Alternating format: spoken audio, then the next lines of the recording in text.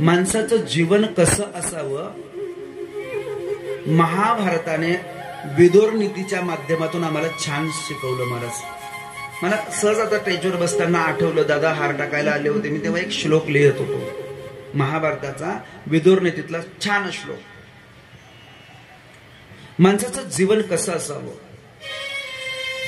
एकच श्लोक आहे, पण हा अनुष्टुप छंदामध्ये छान त्याचे 4 त्या ठिकाणी भाग केलेले आहेत आणि त्या 4ही भागामध्ये माणसाचं जीवन कसं असावं, सुरुवातीला 3 टप्प्यात कसं असावं, मग 4थ्या टप्प्यात त्याच्या प्रेताची अवस्था काय होते हे एकाच श्लोकामध्ये दिलेले आहे. मग कसं तर महात्मा विदुर सांगतायत, दिवसे नैव तत्कुर्यात् येन रात्रो सुखम वसेत. शब्द काय आहे? दिवसे नैव तत्कुर्यात् येन रात्रो सुखम वसेत. माणसाने दिवसभर असं कार्य करावं की ते कार्य केल्याच्या समाधानतेने त्याला रात्री सुखाने झोप आली पाहिजे, असं कार्य करावं. तुम्ही म्हणाल काय विशेष सांगितलं? काय विशेष? अरे बाबा, ह्या जगात सर्वात मोठं सुख कुठल्या प्रकारचं क्लेश नसताना पहिला सुख निरोगी काया म्हटलेलं आहे. कुठल्या प्रकारचा क्लेश दुःख नसताना रात्री पडल्या पडल्या त्याला सहज झोप लागते, त्याच्यासारखा सुखी माणूस खरं सांगा आता आपल्याला पडल्या पडल्या झोप लागते का? नाही महाराज. मऊ गादी असते तुला लागते का? चांगली गोष्ट आहे. नाही, फार सुखी हे लोक बर का, ज्यांना अंथरुणावर पडल्या पडल्या झोप लागते. हा, जे झोपाडू आहेत त्यांच्याबद्दल नाही बर का, दिवसभर काम केल्यावर. एन रात्र सुखम वसेत. बऱ्याचशा लोकांना झोप नाही.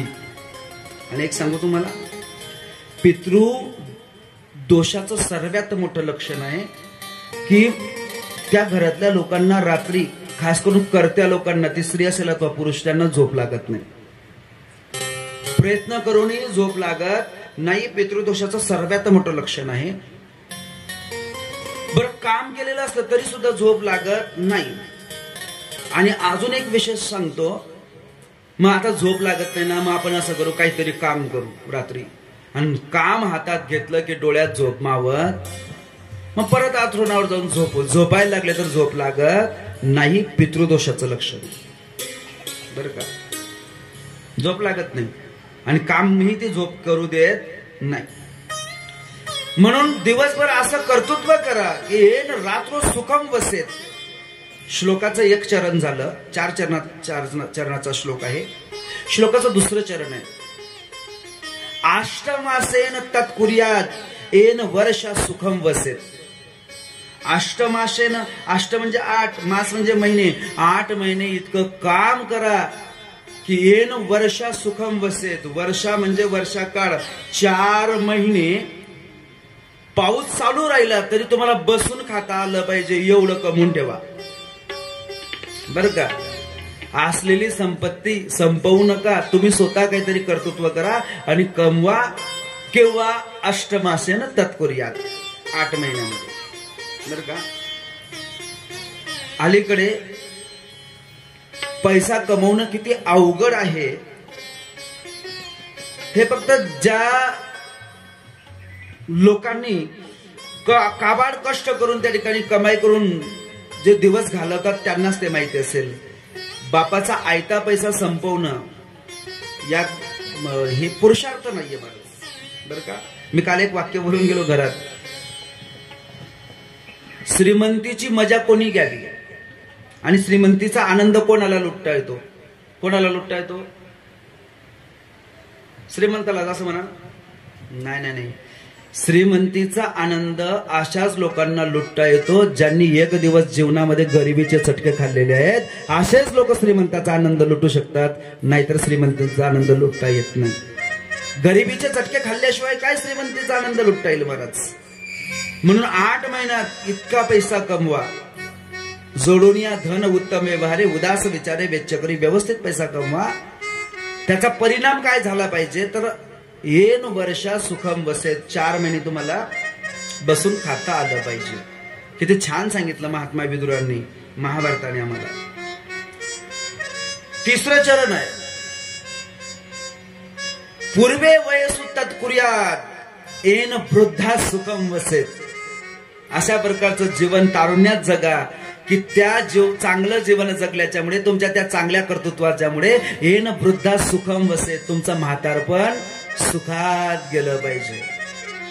येन वृद्धा सुखम. नाही तर म्हातारपण इतकं वाईट आहे ना. मी नेहमी सांगत असतो, बटाटा असं फळ आहे की त्याला वरून कोंब येतो, कांदा असं फळ आहे की त्याला आतून कोंब येतो, आणि म्हातारपण असं फळ आहे, हा, केलेल्या कर्माची फळं म्हातारपणात कोंबाच्या रूपाने येतात. अपनो कर्मो का फल आज नाही तो कल. बरोबर आहे का? म्हणून पूर्व जीवन तुमचं कसं पाहिजे, पूर्वे वयसु तत्कुर्यात् येन वृद्धा सुखम वसेत. वृद्ध अवस्था तुमची सुखात गेली पाहिजे. आणि शेवटचं चरण फार महत्व, मला खूप भावला हा श्लोक, मी पाठच करून घेतला.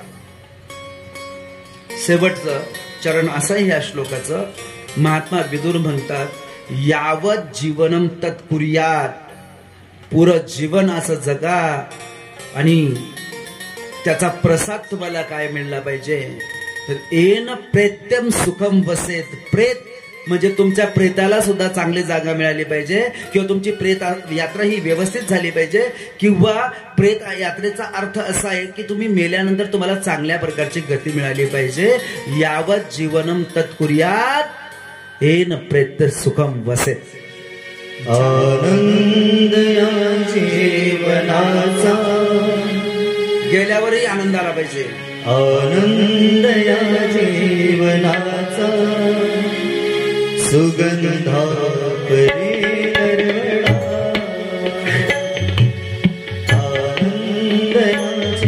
आनंदाने जीवन जगावं. काही काही लोक इतके दुःखी आहेत की असं वाटतं की काही संतापात झालेले आहेत.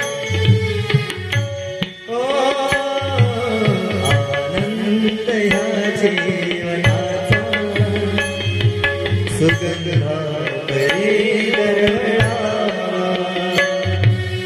आनंद या जीवनाचा, सुगंधा